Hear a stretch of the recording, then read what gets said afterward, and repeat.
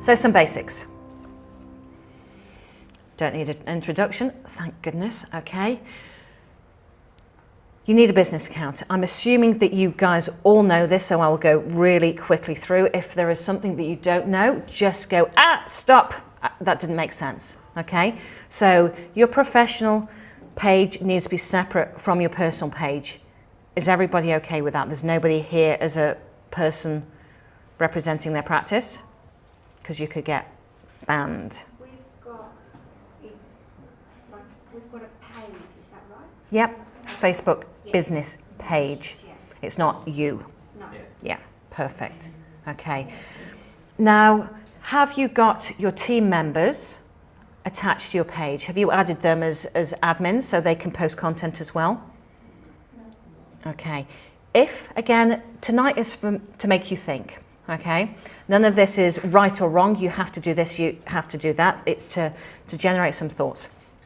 So if you've got team members that are, snap happy, Facebook friendly, and you would like them to post, I would recommend that you do add them as members to your Facebook page, because you can just get more content going up there. Question? No? All good? Okay. She said not you.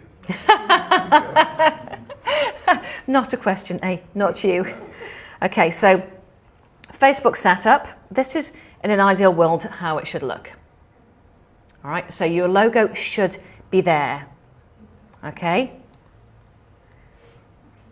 Because that is what shows on your feed. So if you've got a photograph there or a smile, it's not going to show your brand. It's not going to have your name. It's not going to have your logo, okay? And then the cover image, that is where you have your team photo, video if you've got one, promotion if you're running them, okay? Try not to have just a generic smiley stock image, because it doesn't differentiate you, okay? Back to the beginning, what makes you different is you and your team. Get your team there. Quick question, Carolyn. Sure. With the video, Yep. do you have any feelings about team photo versus video? Are videos picked up more? Or? I haven't seen any stats on it yet. Videos are very new, and we'll talk more about videos now. If you've got one, go for it.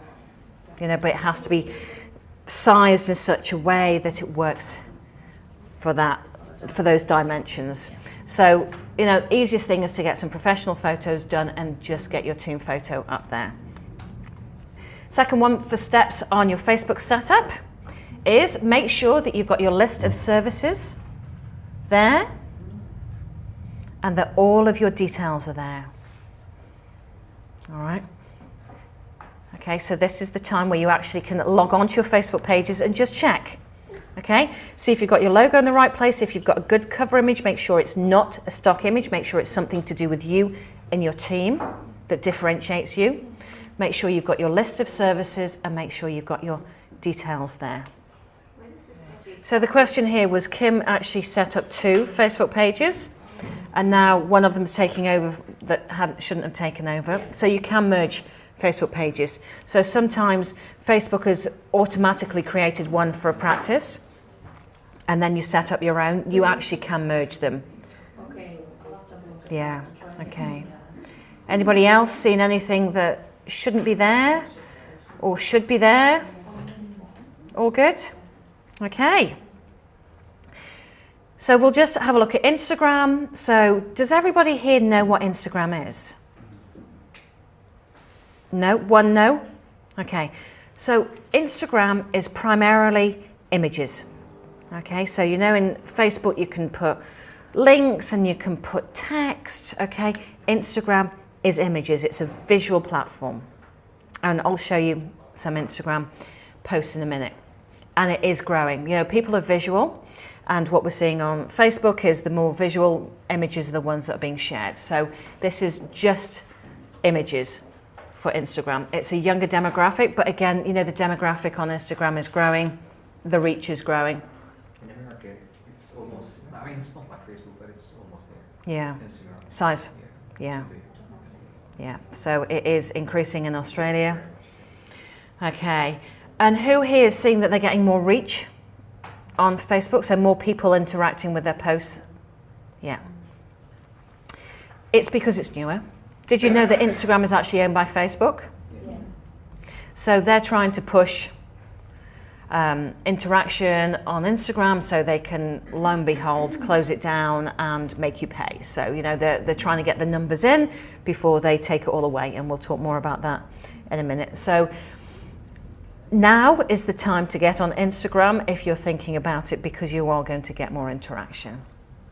Okay, you know, it's great if your aesthetics-based practice, if you're, you know, focused on cosmetic dentistry, that is the platform to really to push the aesthetic side of your practice. And it uses hashtags. Does everybody here know what a hashtag is? Hashtag yes. Yep, hashtag yes. Hashtag long day. So a hashtag is where you put a hash to tag your post, and so you can tag it with keywords such as veneers, smile, dental life, dentist, Sydney, etc., etc., etc. And that's how people, dental marketing, that's how people find your posts. So for those of you that don't know anything about Instagram and have never used it, it is app-based. All right, you cannot use your computer to post from, so it has to be from an app. All right, which means that it has to be a phone in your office, phone in your practice. Okay, so it's, you know, a little bit different to how you think about, okay, getting other people posting on your behalf. You need to have it on your phone, and again, you need to have a business account. All right, don't post as yourself. So a couple of examples, and there's really not that much you can do on Instagram. Is anybody following Dr. Luke? Yeah. Insane.